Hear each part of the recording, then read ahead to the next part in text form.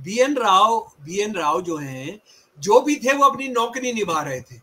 बाबा साहब नौकरी नहीं निभा रहे थे। बाबा साहब दुनिया के अंदर पहला संविधान दे रहे थे जिसके अंदर फ्रेटर्निटी शब्द है। बी एन राव और बाबा साहब में क्या अंतर है? बी एन राव रिटायरमेंट के बाद भी कहां कहां के गवर्नर और क्या बने, प्राइम मिनिस्टर बने जम्मू कश्मीर के वो। और बाबा साहब को इस्तीफा देने के लिए कर दिया। ये है अंतर बी एन राव और बाबा साहब के अंदर।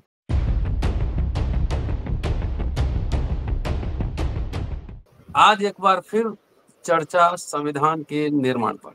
संविधान के निर्माता कौन? चर्चा में आजकल बी.एन. राव हैं, जो कि कॉन्स्टिट्यूशनल एडवाइजर थे। शब्दों पे गौर कीजिएगा, कॉन्स्टिट्यूशनल एडवाइजर। एक ही समुदाय के बहुत सारे प्रवक्ता आ चुके हैं कि संविधान उन्होंने ही बनाया। एक जरा सा समझने के लिए एक बारीकी सिंपल बात बता देता हूँ कि जब क्रिकेट का मैच होता है तो टीम तो पूरी खेलती है, लेकिन वो सेरेमनी जो होता है तो अवार्ड कैप्टन को ही मिलता है, और कैप्टन डिसाइड करता है कि कौन सा मेंबर कैसे खेलेगा और कहाँ पे खेलेगा। बहरा आता हूँ 29 अगस्त 1947 को मसौदा समिति बना, और टोटल जो संविधान सभा में मेंबर थे 299। पहले थे 389, विभाजन के बाद 299 बचे। राजेंद्र प्रसाद उसके अध्यक्ष थे। 30 अगस्त 1947 को डॉक्टर अंबेडकर मसौदा समिति के अध्यक्ष बने। रेफरेंस दे रहा हूं कि वॉल्यूम 40 चैप्टर नंबर 255 पेज 84 से आगे 30 पेज तक चले जाइएगा। पूरा जो प्रोसीडिंग है, जो भाषण है, वो इसमें आपको मिलेंगे। और सिर्फ एक चिट्ठी भी लिखा गया है भारतीय संविधान सभा के अध्यक्ष राजेंद्र प्रसाद जी को, जिसमें संविधान मसौदा जो है उसका ब्रीफ उसमें दिया गया। आप जाकर रेफरेंस के साथ पढ़ सकते हैं। चलिए आइए, उसके बाद जब संविधान सभा जब अंबेडकर का भाषण है, उसके पहले कुछ सदस्यों का भाषण है, लेकिन इसमें जो चिट्ठी राजेंद्र बाबू को उन्होंने लिखा, उसमें अंतिम जो लाइन है वो मैं पढ़ देता हूँ। इस मुश्किल काम को पूरा करते हुए समिति के संवैधानिक सलाहकार बी.एन. राव, उप सचिव तथा मसौदे का ढांचा तैयार करने वाले एस.एन. मुखर्जी और संविधान समिति सचिवालय के कर्मचारी वर्ग के मिले सहयोग के प्रति मैं समिति की कृतज्ञता को दर्ज किए बगैर संविधान के इस मसौदे को आपके समक्ष प्रस्तुत नहीं कर सकता। सबका नाम उन्होंने थैंक्स किया है, सबको, स्टाफ सबको भी थैंक्स किया है। और ये जो ड्राफ्ट था वो 8 महीने के लिए लोगों के बीच छोड़ा गया था, और 4 नवंबर 1948 को संविधान सभा में भाषण है। आज इंट्रोडक्शन थोड़ा लंबा होगा, उसके बाद सीधे शमसुल साहब के पास चलेंगे, उनसे समझने की कोशिश करेंगे। जो और लोगों के भाषण हुए, एक है टी.टी. कृष्णाचारी। इनके भाषण के कुछ शब्द मैं आपको पढ़ देता हूँ। सदन को एहसास हुआ कि आपके द्वारा नियुक्त किए गए 7 में से एक सदस्य ने इस्तीफा दे दिया। 7 लोग थे मसौदा समिति के मेंबर, उनकी जगह अन्य की नियुक्ति की गई। एक सदस्य की मृत्यु हो गई, लेकिन उस पद को बढ़ा नहीं गया। एक सदस्य अमेरिका में थे, उनकी जगह किसी को नहीं दी गई। एक और सदस्य रियासत के काम में उलझे हुए थे, इसलिए उनकी जगह भी खाली थी। 1 या 2 सदस्य दिल्ली से काफी दूर रहा करते थे और उनकी सेहत ठीक नहीं थी, इसलिए वो भी उपस्थित नहीं हो पा रहे थे। अंततः संविधान बनाने की जिम्मेदारी पूरी तरह डॉक्टर अंबेडकर पर आ गई। उन्होंने यह काम पूरी जिम्मेदारी के साथ सफलतापूर्वक पूरा किया। उनका यह कार्य प्रशंसनीय है, इसमें कोई दो राय नहीं। हम सब उनके प्रति कृतज्ञ हैं। पेज 93 पे देखिएगा, वॉल्यूम 40 में जाकर। और कई लोगों के भाषण है, लेकिन उस डिटेल्स में नहीं जाऊंगा। लेकिन बाबा साहब के कुछ पंक्तियां, क्योंकि जब ड्राफ्ट बन के आया था तो कई आरोप लग रहे थे संविधान के ऊपर, कई आरोप लग रहे थे। तो बाबा साहब ने जो इम्पोर्टेंट बात कही संविधान को लेकर, वैसे संविधान की प्रक्रिया आप देखेंगे तो मॉन्टेमिग्लो रिफॉर्म 1919 से लेकर फिर आप चेम्सफोर्ड मॉन्टेस्क्यू रिफॉर्म, जो कि साउथ बोरो कमेटी आई थी, उसके बाद साइमन कमीशन, फिर गवर्नमेंट ऑफ इंडिया एक्ट, पूरी एक यात्रा ये संविधान का बनना। तो डॉक्टर अंबेडकर इसमें कह रहे हैं कि सवाल यह भी पूछा जा सकता है कि दुनिया के इतिहास में आज की तारीख को निर्माण किए जाने वाले संविधान में क्या कुछ नया भी हो सकता है। पहला लिखित संविधान बनने के 100 साल से अधिक समय बीत चुके हैं। कई देशों ने उसी का अनुकरण किया है और अपने संविधानों का निर्माण किया है। साथ ही संविधान के मूलभूत सिद्धांत क्या हो, इस बारे में समर्थता के स्तर पर स्वीकृति हो चुकी है। इस पृष्ठभूमि पर प्रमुख प्रावधानों के बारे में सभी संविधानों में समानता दिखाई देना स्वाभाविक है। आज निर्माण होने वाले संविधान में अगर कुछ नया कुछ कर दिखाना हो तो इतना ही कि पुराने संविधान के दोषों को दूर करने के लिए बदलाव सुधारना और देश की जरूरत के अनुसार आवश्यक बातें जोड़ना। अंधे होकर अन्य संविधानों की नकल करने का आरोप संविधान के अधूरे अध्ययन पर आधारित है, इसका मुझे पूरा पूरा यकीन है। मसौदा संविधान में नया क्या है, इस ओर मैं आपका ध्यान दिलाया है। जिन्होंने संविधान का अध्ययन किया है और इसके बारे में निष्पक्ष तरीके से सोच विचार करने के लिए जो तैयार है, वो मानेंगे कि मसौदा समिति ने अपना कर्तव्य निभाते हुए बिना देखे और गुलामी की मानसिकता का अनुसरण नहीं किया है। ये डॉक्टर अंबेडकर लंबा भाषण है, लेकिन इंट्रोडक्शन आज मैंने लंबा दे दिया। तो कॉन्स्टिट्यूशनल एडवाइजर और 7 मेंबर, कृष्णामाचारी साहब का आपने बयान सुन ही लिया। आखिर संविधान का निर्माता कौन, संविधान बना कैसे, BN राव की क्या भूमिका। दोस्तों, रतनलाल बोल रहा हूँ और आप देख रहे हैं अम्बेडकरनामा। शमसुल साहब पॉलिटिकल साइंटिस्ट, हिस्टोरियन हैं, आप सब जानते हैं, लगातार अम्बेडकरनामा पर सुन रहे हैं। आज शमसुल साहब से समझने की कोशिश करेंगे कि जो मामला बखेरा उठाया जा रहा है और नीले आतंकवादी, पहले तो पाकिस्तानी हरे आतंकवादी कहे जा रहे थे, हाँ, अब नीले आतंकवादी हो गए हैं। इसका मतलब जो जातिवाद को चुनौती, हरे आतंकवाद से ज्यादा खतरनाक, हाँ, हरे आतंक से ज्यादा खतरनाक, हाँ, और अभी जो पाकिस्तान से युद्ध हुआ है, सारे नीले आतंकवादी जो है वो पाकिस्तान के साथ खड़े रहे हैं। जी सर, लंबा इंट्रोडक्शन मैंने दे दी थी। हाँ डॉक्टर रतनलाल जी, बात यह है कि आपने अगर ब्राह्मणवाद को समझना है, जो बाबा साहब ने हमको समझाने की कोशिश की थी, जो अम्बेडकरनामा और जो नीले रंग का झंडा उठाए हुए बाबा साहब के जय भीम कहते हुए, इनकलाब जिंदाबाद कहते हुए जो आगे बढ़ते चले जा रहे हैं, वो ब्राह्मणवाद को जो समझाने की कोशिश कर रहे हैं। अगर वो ब्राह्मणवाद को समझना है तो ये एक गेरवे कपड़े में, केसरिया कपड़े में जो बाबा 12-13 मिनट की अपमानजनक भाषा और जिस तरह की गाली गलौज कर रहा है, उसको आप समझ सकते हैं, अच्छे तरीके से समझ सकते हैं। यानी बाबा साहब का ये क्या करेंगे ब्राह्मणवादी, ये तय नहीं कर पा रहे हैं। भारत रत्न देंगे आप, मोदी जी रोज उनका नाम लेंगे, मोदी जी उनको कि वो जो है दलितों के मसीहा हैं, और बाबा साहब का संविधान, बाबा साहब भी आ जाएं उसको बदलवाने के लिए तो वो नहीं बदला जा सकता, ये मोदी जी कहेंगे। हालांकि उसके साथ ही साथ जैसे ये बाबा बोल रहा है, ये जो केसरिया धारण किए हुए जो कोई क्या है, काली सेना का कोई अध्यक्ष है कोई, तो ये जो बोल रहे हैं उस तरह की भाषा जो है अमित शाह बोलेंगे। अमित शाह कहेंगे कि ये सिर्फ अंबेडकर का नाम लेते रहते हो, इतना तो अगर भगवान का नाम लेते तो भगवान मिल जाता, तो बेइज्जती भी करते रहेंगे बाबा साहब के साथ।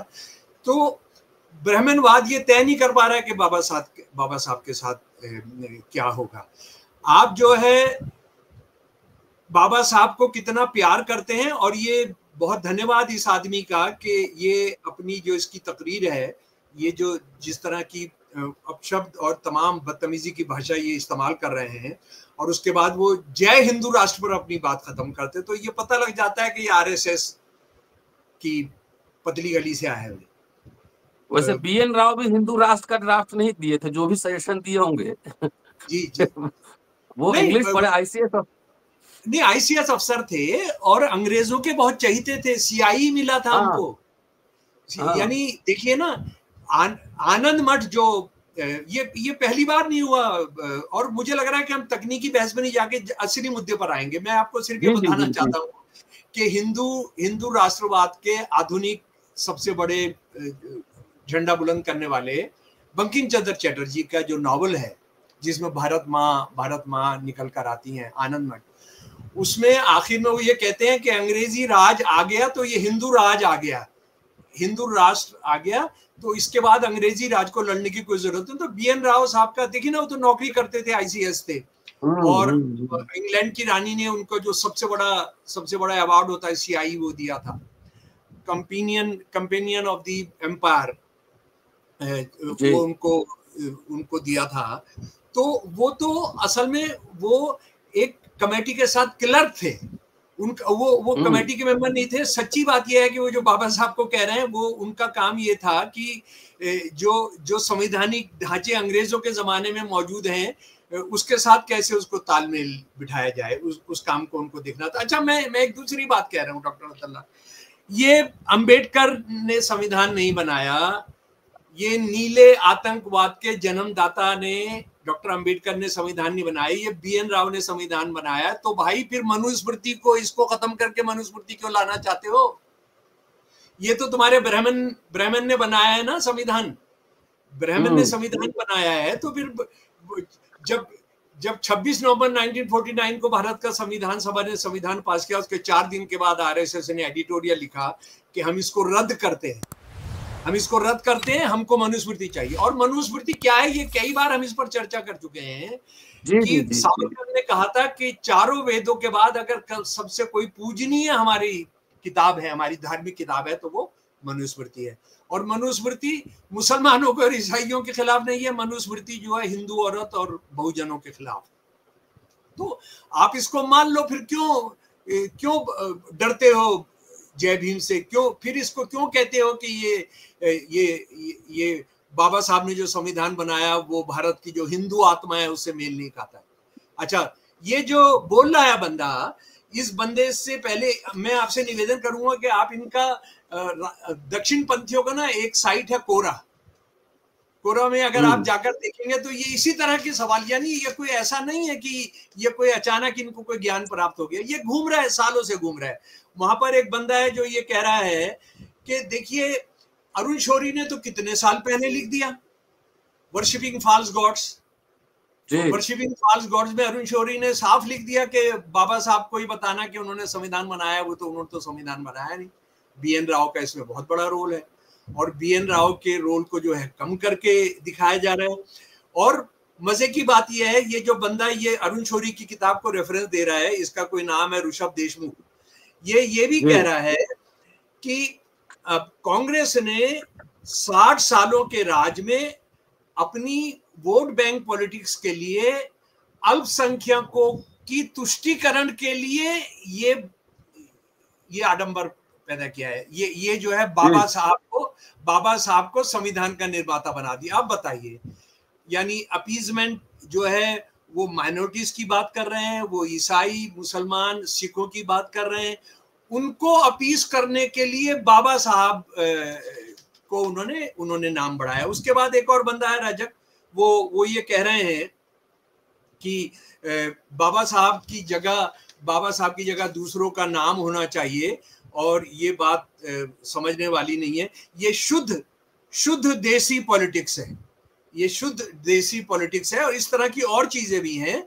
और उनका ये कहना है कि N Gopalaswami Ayyangar, Alladi Krishnaswami Ayyar, doctor KM Munshi, Syed Mohammad Saadulla, N Madhava Rao, TT Krishnamachari, ये और लोग थे डॉक्टर अंबेडकर ड्राफ्टिंग कमेटी में, और वो एडवाइजर थे, वो ड्राफ्टिंग कमेटी का उस तरह से मेंबर नहीं थे BN राव। तो आप जो है आप इनके नाम क्यों नहीं? तो भैया करा दो नाम, आप तय कर दो, आप ही जज बन जाओ, आप ही इल्जाम लगा दो, तो आप कर दो, और ये कहते हो कि डॉक्टर अंबेडकर ने इसमें कोई रोल अदा नहीं किया था। और डॉक्टर अंबेडकर तो एक वक्त में संविधान को जिस तरह से लागू किया उसके बारे में उन्होंने कहा था कि मेरा बनाया हुआ संविधान नहीं है। ये यानी आप बाबा साहब का जो दर्द था उसको जो है, बाबा साहब के दर्द को आप रेखांकित ही कर रहे हैं। अच्छा, आपने वो TT कृष्णमाचारी की बात आपने बहुत अच्छे तरीके से जनाब आपने रखी है कि उन्होंने कहा कि सिर्फ बाबा साहब बचे थे जिनको इन्होंने संविधान को आखिरी मंजिल तक पहुंचाया, नहीं तो ये संविधान बनने वाला नहीं था। इसको जो है इसको लोग लगे हुए थे, मुस्लिम लीग तो लगा ही हुआ था देश को बंटवारा करके, हिंदुवादी लगे हुए थे, RSS लगा हुआ था, हिंदू महासभा लगा हुआ था, सावरकर लगा हुआ था कि ये संविधान कभी ना बन पाए और ये हमारा देश जो है वो एक गृह युद्ध में बदल जाए।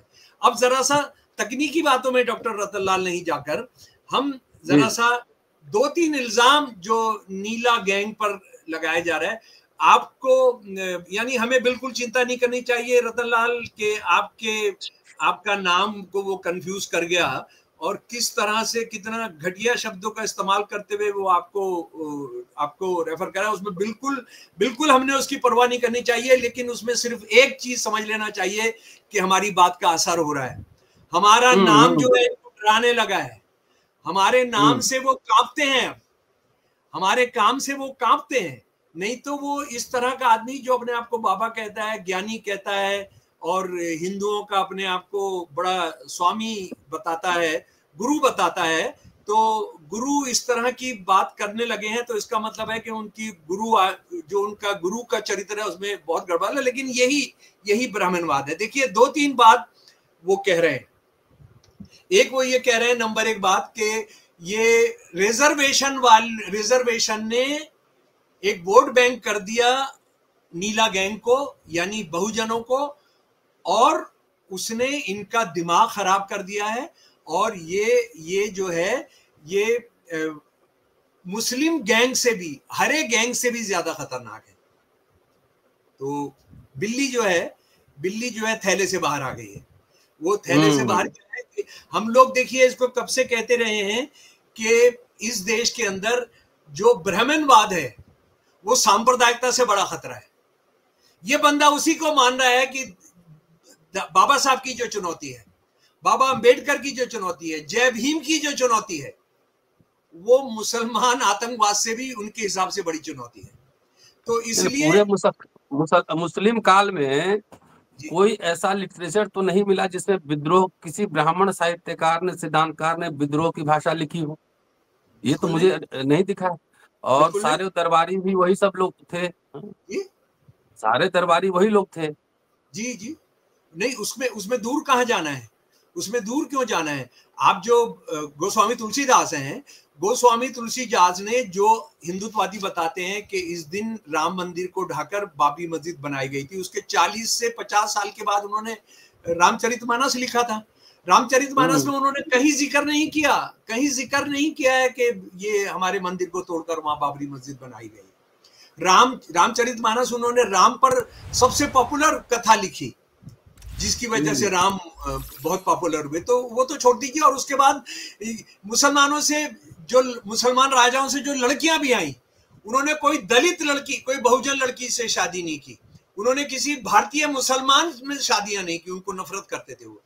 अरे ब्राह्मणों के साथ उन्होंने, ठाकुरों के साथ उन्होंने, कायस्थों के साथ उन्होंने अपने शादियां की। रोटी और बेटी का रिश्ता रखा। ये हम कितनी बार बताएंगे इस बाबा को कि औरंगजेब के लिए जो लड़ाई लड़े शिवाजी से, उसमें कोई बहुजन कमांडर नहीं था, उसमें कोई मुसलमान कमांडर नहीं था, वो जयसिंह 1 और जयसिंह 2 थे। उसके बाद अकबर के लिए जो लड़ाई लड़ने गए राणा से, कोई मुसलमान और बहुजन नहीं था, वो उनका साला गया, उनका साला मान सिंह गया।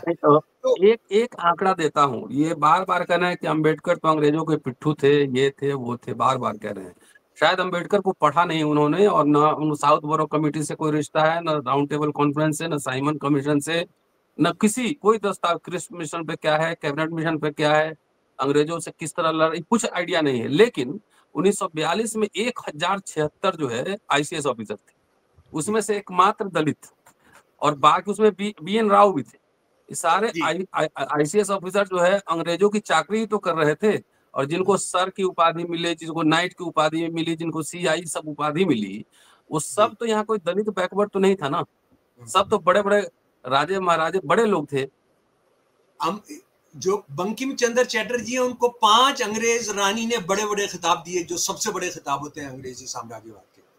तो ये कितना इनको प्यारे। और दूसरा ये बहुजन साथियों, अपनी कमर कस के और सीने पर हाथ रखकर और अपने को शाबाशी देते हुए अपनी पूरी जो बहुजन बिरादरी है उसको ये करते हुए शान से ये करिए कि हिंदू और मुसलमान 2 राष्ट्र होते हैं। इसका किसी बहुजन ने, किसी मुसलमान ने नहीं कहा था, ये सबसे पहले कहा था सबसे पहले कहा था बंकिम ने, ये सबसे पहले कहा था आधुनिक युग के अंदर सावरकर ने कहा कि हिंदू और मुसलमान दो राष्ट्र होते हैं। और उसके बाद जो ये कह रहे हैं नीला गैंग और मुसलमान गैंग और हरा गैंग, मुस्लिम लीग के साथ सरकारें जो मिलकर चलाई थी वो केसरिया गैंग ने चलाई। श्यामा प्रसाद मुखर्जी थे, सीधे कहते थे कि श्यामा प्रसाद मुखर्जी ने संविधान बनाया हो, तो संविधान सभा के मेंबर भी थे। जी हाँ, मेंबर भी थे। धारा 370 को पास कराने में साथ थे।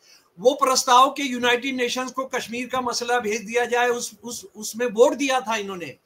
जो धारा 370 बनी है उसमें नेहरू जो थे अमेरिका गए हुए थे, उनकी एब्सेंस में सरदार पटेल ने इस बिल को पायलट किया था और इसको एक्ट बनवाया था, इसको धारा बनवाई थी। तो ये इल्जाम लगाना, ये इससे ज्यादा शर्मनाक बात नहीं हो सकती। आज जो ये देश भोग रहा है, आज ये जो केसरिया कपड़े पहने हुए, कई तो इन्हें बलात्कार के अंदर जेल में पड़े हैं। अब ये जो नए नए स्वामी आ रहे हैं हिंदू राष्ट्र का कर रहे हैं, इनका कल क्या अंजाम होगा? डॉक्टर दत्तालाल आप क्या जानते हैं? इनकी क्या चीज कल पता लगेगी, हमको क्या पता है? तो ये असल में एक तो डर लगने लगता है जब आप किसी बाबा को ये सब कपड़ा पहनकर देखते हैं। और अभी एक और बाबा बनाए गए हैं राम मंदिर के अंदर, वो मस्क के पिताजी, उनका कितना वीआईपी सम्मान किया गया है। और कहते हैं कि वो एक और केसरिया बाबा है जिसका बड़ा खरबपति बिजनेसमैन है, उसके इनविटेशन पर वो आए थे, जो अपनी बेटियों से बलात्कार कर चुका है। मस्क का जो बाप है वो अपनी बेटियों से बलात्कार पढ़ा है, मैंने शादी भी किया है सर। नहीं, कितनी शादियां की हैं। और एक पत्नी जिसको तलाक दी थी, बाद में उसकी बेटियों से इसने रिश्ते स्थापित किए। आप वो जो है वीआईपी बनाया गया राम मंदिर के एक प्रोग्राम के अंदर। तो ये जो राव पे आते हैं जी, हाँ, बीएन राव जो हैं, जो भी थे वो अपनी नौकरी निभा रहे थे। बाबा साहब नौकरी नहीं निभा रहे थे। बाबा साहब दुनिया के अंदर पहला संविधान दे रहे थे जिसके अंदर फ्रेटर्निटी शब्द है, बंधुत्व से मतलब सिर्फ मर्दों का होता है। बंधुत्व यानी इंसानियत, आपकी इंसान के तौर पर आप समझे। असल में इस बाबा को एक परेशानी है कि हमारे दिमाग खराब हो गए, इनका आरक्षण इनका हो गया। इसको असल में शिकायत है जो अनटचेबिलिटी पर, छुआछूत पर जो पाबंदी लगाई गई थी, छुआछूत पर जो पाबंदी थी, ये उससे परेशान है कि आज मनुस्मृति क्या कहता है कि अगर आप बराबर में बैठ गए ऊंची जाति के, आपका नीचे का बम काट दिया जाएगा। आपने ऊंची आवाज में बोला, आपकी जबान काट दी जाएगी। आपके कान के अंदर अगर श्लोक चले जाएं तो आपको जो है वो कान के अंदर शीशा डाला जाएगा। तो परेशानी इनको ये हो रही है कि बाबा साहब ने छुआछूत को गैर कानूनी करार दिया। इनको परेशानी ये हो रही है कि औरत और मर्द को बराबर की तनख्वाह मिलेगी। इनको परेशानी हो रही है कि संपत्ति कुछ हाथों में जमा नहीं होने दी जाएगी। और यानी उसका मतलब यह है कि उसी पे आ रहा हूँ। एक कॉन्स्टिट्यूशन के एडवाइजर थे बीएन राव, वो ब्राह्मण थे, और हिंदू महासभा और आरएसएस तो मनुस्मृति हिंदू राष्ट्र चाहती थी। तो आखिर हिंदू कोड बिल भी वो रिकमेंड किए होंगे ना, या SC/ST का आरक्षण भी रिकमेंड किए होंगे। आर्टिकल 340, 41, 42 भी रिकमेंड किए होंगे ना। तो क्या ब्राह्मणों से वो गद्दारी कर रहे थे? आरएसएस और हिंदू महासभा से गद्दारी कर रहे थे? बिल्कुल। अगर मान लिया, डॉक्टर रतनलाल, ये शुरू में मैंने कहा था कि अगर ये बाबा साहब ने नहीं बनाया, बीएन राव ने बनाया है, तो मान लो ना इस संविधान को मान लो ना, आरक्षण को फिर मान लो ना। तुम्हारे दिल के अंदर जो भड़ास है कि आरक्षण ने खराब कर दिया, तुमके दिल्ली के जो भड़ास है कि इन्होंने अपने वोटों से अपनी हैसियत बना ली है, तो वोटों की हैसियत आप नहीं चाहते थे। अच्छा, दूसरी बात है, एक और झूठ बोल रहा है, 5% है। अरे 5% है तो क्यों चिंता कर रहे हो वोट बैंक की? आप बताओ, कोई पागल होगा जो 95 को छोड़ के 5% के लिए वोट बैंक पॉलिटिक्स करेगा? कोई पागल होगा कि हिंदुओं की वोट बैंक पॉलिटिक्स नहीं करेगा और मुसलमानों की वोट बैंक पॉलिटिक्स करेगा, जिनकी 14.5% उनकी आबादी है? इसका मतलब है आप डर रहे हो। आप जो है आपको सवर्णों के लिए 10% आरक्षण हो गया, अनुसूचित जाति 5% है, तो 15% आरक्षण क्यों मिल रहा है? बिल्कुल।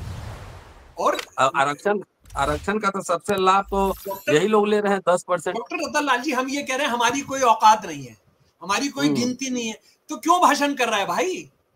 क्यों भाषण कर रहा है? 5% को तो तुम हवा मारो ना, सारा मंत्र पढ़कर हम सारे हिंद महासागर में जा गिरेंगे। और दूसरी बात, बाबा आपसे पूछना चाहते हैं कि आपके कितने स्थानक थे, आपके कितने मढ़ और गढ़ थे जो 1857 में अंग्रेजों के खिलाफ लड़े? उनका हमको एक इतिहास लिखिए, उनका हमको बताइए। हिंदू मुसलमान मिलकर लड़े, लेकिन अपने जो हिंदू धर्म की जो सेवा करने की बात करते थे वो कितना लड़े। और ये बात बताइए, इसका भी जवाब दीजिए बाबा, कि बंकिम चंद्र चटर्जी 1857 में जब भारत की जनता को विफल कर दिया गया गद्दारों और दलालों की वजह से, मुसलमान और हिंदू रजवाड़ों की वजह से, पहला बंदा था जो एग्जाम के अंदर 2 सब्जेक्ट में फेल हो गया था, इसको आईसीएस बनाया गया। पहला इंडियन जो जिसकी आईसीएस में भर्ती हुई, पहला इंडियन, क्योंकि उनको पता था कि उनको बंकिम चंद्र चटर्जी से क्या काम कराना है। 2 सब्जेक्ट में पास नहीं हुए थे डॉक्टर रतनलाल। ये सेवा आप अंग्रेजों की कर रहे हैं, नीला गैंग और हरे गैंग की आप बात कर रहे हैं।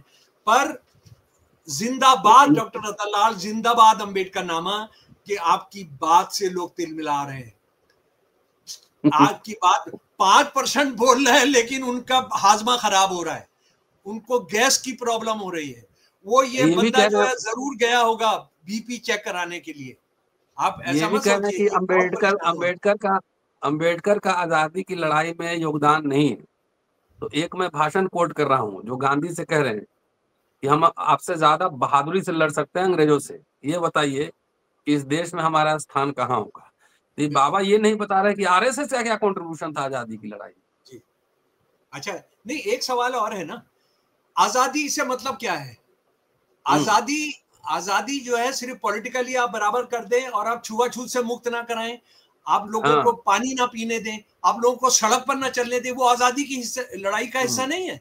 वही अंबेडकर वही कह रहे थे जी, आपसे बेहतर हम लड़ सकते हैं जी, लेकिन ये बताइए कि हमारा क्या हाल होगा आपके स्वराज में। जी, आप शहर में घुसने नहीं देंगे, आप नया कपड़ा पहनने नहीं देंगे, आप चप्पल पर, आप घोड़े पर आज नहीं चलने देंगे, आप उनको प्रसाद देना तो छोड़िए, प्रसाद बांटना तो छोड़िए, प्रसाद लेने का आप उनको अधिकार नहीं छोड़ते हैं। तो बात यह है कि आपको बहुजन बहुत परेशान कर रहे हैं, आपको शूद्र बहुत परेशान कर रहे हैं, और आपको लग रहा है कि अब मनुस्मृति नहीं आ पाएगी। और आखिर में बता दूं बाबा साहब से आप क्यों नफरत करते हैं स्वामी जी, क्योंकि उन्होंने कहा था कि हर 25 दिसंबर को हर साल आपने मनुस्मृति को जलाना है। हिंदू राष्ट्र की जो संविधान है, हिंदू राष्ट्र का जो खुदाई किताब है, ऊपर से उतरी किताब है, उसको जलाना है हर साल। आप मोदी जो नहीं कह पा रहा, अमित शाह जो नहीं कह पा रहे, वो आप बोल रहे हो, आपको छोड़ा गया है इसी काम के लिए। जी, हम लड़ेंगे। जय भीम, इनकलाब जिंदाबाद। जय भीम। बीएन राव सलाहकार थे, संवैधानिक सलाहकार, जैसे prime minister, home minister, defence minister, foreign minister, सबके सलाहकार होते हैं ना, उसी तरह वो भी एक सलाहकार थे, और जो सलाह लेकर आते थे उनको काम दिया गया था। जैसे मैं भी काम करता हूँ ना, तो मेरे लिए कई रिसर्चर भी रहते हैं कि भाई इस टेक्स्ट में देखिए कहाँ क्या लिखा हुआ है, इसमें से ये मटेरियल निकालिए। तो ये तो एक औपचारिकता है, लेकिन फाइनल डिसीजन मुझे लेना होता है कि आखिर मैं चैप्टर में क्या लिखूंगा। तो सलाहकार की भूमिका सलाह की होती है, ड्राफ्ट करने की नहीं होती। शुक्रिया। एक और बात जो रह गई जरा सी, बीएन राव और बाबा साहब में क्या अंतर है? बीएन राव रिटायरमेंट के बाद भी कहां के गवर्नर होकर क्या बने, प्राइम मिनिस्टर बने जम्मू कश्मीर के वो, और बाबा साहब को इस्तीफा देने के रिजाइन कर दिया। ये है अंतर बीएन राव और बाबा साहब के। सब कुछ लात मार दिया, छोड़कर चले गए। वो भी कंप्रोमाइज कर सकते थे, वो भी कह सकते थे हिंदू कोड बिल जो है ठीक है, हम 6 महीने बाद लेकर आएंगे, ये सब करेंगे। नहीं, छोड़ी, लात मारी। और बीएन राव मरते दम तक वो कुछ ना कुछ सरकारी बड़े पदों पर रहे। धन्यवाद सर। शुक्रिया सर, थैंक यू।